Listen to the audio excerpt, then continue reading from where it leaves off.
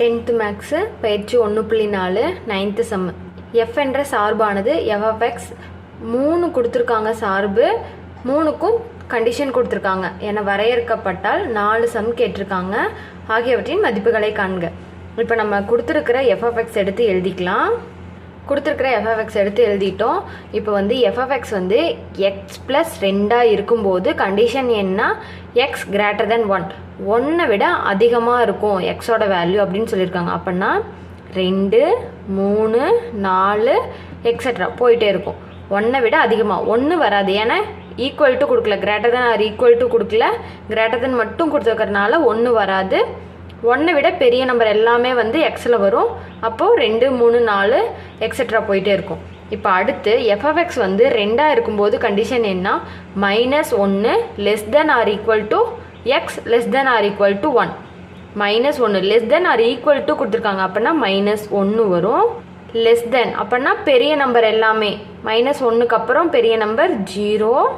அடுத்து இங்கே 1 வரைக்கும் கொடுத்துருக்காங்க.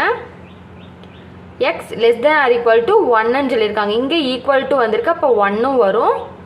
அப்போ 1 -1 0 +1 இந்த 3 நம்பரும் வந்து இந்த கண்டிஷன் எஃப்எக்ஸ் வந்து 2 இருக்கும்போது வரும். அடுத்து எஃப்எக்ஸ் வந்து எக்ஸ் -1 இருந்துச்சுன்னா -3 லெஸ் தென் எக்ஸ் லெஸ் தென் -1.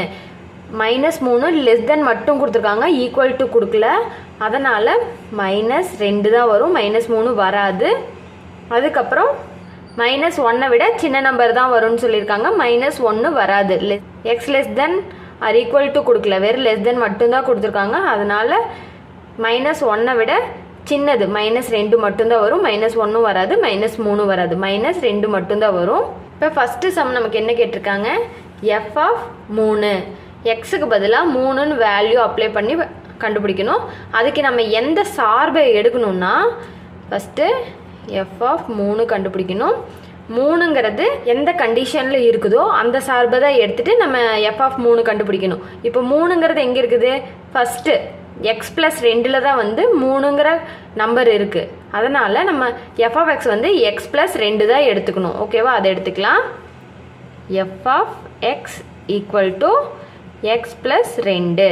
ஏன்னா 3ங்கிறது வந்து இந்த கண்டிஷனில் தான், எக்ஸ் ப்ளஸ் 2 சார்பாக இருக்கிற கண்டிஷனில் தான் வந்து 3 இருக்குது. அதனால் f x equal to x plus 2ன்னு எடுத்துருக்குறோம். இப்போ இதில் எக்ஸுக்கு பதிலாக 3ன்னு அப்ளை பண்ணிக்கலாம். எக்ஸ் இருக்க வேண்டிய இடத்துல 3 + 2, 3 + 2 5. எஃப் ஆஃப் 3ஓட வேல்யூ 5 கண்டுபிடிச்சிட்டோம். அடுத்து எஃப் ஆஃப் 0, 0ங்கிறது எந்த கண்டிஷனில் வருதுன்னு செக் பண்ணோம்.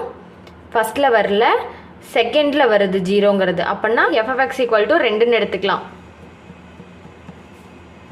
எஃப் ஆஃப் 0 கண்டுபிடிக்கணும். 0ங்கிறது வந்து எஃப்எக்ஸ் ஈக்குவல் டு 2ங்கிற கண்டிஷனில் இருக்குது. அதனால் எஃப்எக்ஸ் ஈக்குவல் டு 2ன்னு எடுத்துக்கலாம். எக்ஸுக்கு பதிலாக 0ன்னு அப்ளை பண்ணலாம். ரைட் சைடில் 2 மட்டும்தான் இருக்குது, எக்ஸுங்கிற வேரியபிள் இல்லை.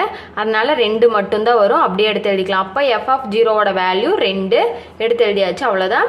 அடுத்து 3வது சம்மு எஃப் ஆஃப் -1.5 கண்டுபிடிக்கணும். -1.5 எங்கே இருக்குன்னு பார்க்கலாம். -1.5 ஃபஸ்ட்டில் இல்லை, எல்லாமே பாசிட்டிவ் நம்பர், அதனால ஃபஸ்ட்டில் இல்லை. செகண்ட் வந்து -1.5னா இங்கே வந்து -1 less than or equal to கொடுத்துட்டாங்க. அப்போ -1லேருந்து தான் வரும்னு சொல்லி இந்த கண்டிஷன் ஸ்டார்ட் ஆகுன்னு சொல்லிட்டாங்க. இதுக்கப்புறம் -1.5ங்கிற நம்பர் இருக்காது, -1லேருந்து தான் ஸ்டார்ட் ஆகணும்னு ஈக்குவல் டு கொடுத்துருக்காங்க. அதனால் -1 0 1 மட்டும்தான் வரும். அடுத்து இங்கே -2, இதை வந்து நம்ம லைன் ட்ரா பண்ணி பார்க்கலாம். -3 -1 அதுக்கு இடைப்பட்ட நம்பர் மட்டும்தான் வரும்னு சொல்லியிருக்காங்க. -3 -1 இதை விட சின்ன நம்பரும் -3 விட பெரிய நம்பரும் வரும்னு சொல்லியிருக்காங்க. இப்போது இங்கே -2 இருக்குது, -1.5 வரும், -2.5 வரும். இது எல்லாமே வந்து இதில் வரும். அதனால் நம்ம வந்து -2 இருக்கிற இந்த கண்டிஷன் எடுத்துக்கலாம். எஃப்எக்ஸ் ஈக்குவல் டு எக்ஸ் -1ங்கிறத எடுத்துகிட்டு இதை கண்டுபிடிக்கலாம். தேர்டு எஃப் ஆஃப் -1.5 நம்ம நம்பர் லைன் போட்டு பார்த்து இப்போ தேர்டில் f of x equal to x minus ஒன்னாக இருக்கும்போது அந்த கண்டிஷனில் தான் வந்து இருக்குதுன்னு கண்டுபிடிச்சிட்டோம். அதை எடுத்து எழுதிக்கலாம். F of x equal to x minus ஒன்று. இப்போது f of -1.5 equal to x இருக்கிற இடத்துல -1.5 அப்ளை பண்ணணும். -1 -1.5 -1 ஆட் பண்ணால் -2.5. இப்போ எஃப் ஆஃப் -1.5ஓட வேல்யூ கண்டுபிடிச்சாச்சு. இனி அடுத்து F of 2 plus F of -2 கண்டுபிடிக்கணும். Fourth sum F of 2 plus F of -2. இப்போ 2 எங்கே வருதுன்னு பார்க்கணும். 2 வந்து நமக்கு ஃபஸ்ட்லேயே வருது.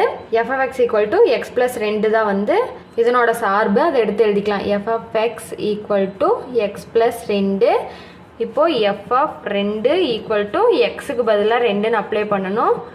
2 + 2 4. இப்போ எஃப் ஆஃப் 2ஓட வேல்யூ 4ன்னு கண்டுபிடிச்சிட்டோம். அடுத்து எஃப் ஆஃப் -2. -2 எங்கே வருதுன்னு செக் பண்ணணும். ஃபஸ்ட்டில் வரல, செகண்டில் இல்லை, தேர்டில் இருக்குது -2. அப்போது f of x equal to x minus 1. F of x equal to x minus 1.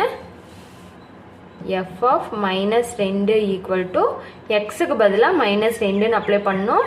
-1 -2 -1 -3. F of -2ஓட வேல்யூ -3ன்னு கண்டுபிடிச்சிட்டோம். நமக்கு வந்து எஃப் ஆஃப் 2ஐயும் ப்ளஸ் எஃப் ஆஃப் -2ஐயும் ஆட் பண்ண சொல்லியிருக்காங்க. 2ஐயும் ஆட் பண்ணிக்கலாம். F of 2 plus F of -2. F of 2ஓட வேல்யூ 4ன்னு கண்டுபிடிச்சிருக்கோம். 4 ப்ளஸ் எஃப் ஆஃப் -2ஓட value -3. Plus into minus minus தான். ஸோ இங்கே வந்து 4 - 3ன்னு வரும். 4 - 3ஓட வேல்யூ 1.